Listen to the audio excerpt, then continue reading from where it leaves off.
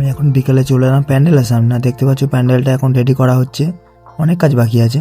আর এখানে আমি একটু হাই করে দিচ্ছিলাম। দেখতে পাচ্ছ এই চুলটা আমি কেটেছি, কেমন লাগে অবশ্যই তোমরা কমেন্ট করে জানাও। হচ্ছে আমার মাসি পদ্ম ফুলটা কেটে পদ্ম ফুলটার উপরে ডিজাইন করছে, কেমন লাগছে। ফুল কেনার জন্য আমি চলে গিয়েছিলাম সোনাখালী বাজারে। এটা হচ্ছে সোনাখালী বাজার। আর দেখতেই পাচ্ছ আমার দুটো ভাই এখানে দাঁড়িয়ে আছে। এখানে গোলাপ ফুল ছিল, আমি কিন্তু নিয়ে নিলাম গাঁদা ফুল আর রজনীগন্ধা ফুল। তারপর আমি চলে এলাম ঠাকুর নিয়ে যাওয়ার জন্য। দেখতেই পাচ্ছি এখানে অনেক ঠাকুর রেডি করা হচ্ছিল। আমি কাউকে জিজ্ঞাসা করছিলাম কোনটা আমাদের, কাকু বললো দেরি হবে, ওই জন্য একটু আমি বাসন্তী করে আবার সোনাখালী থেকে রওনা দিলাম।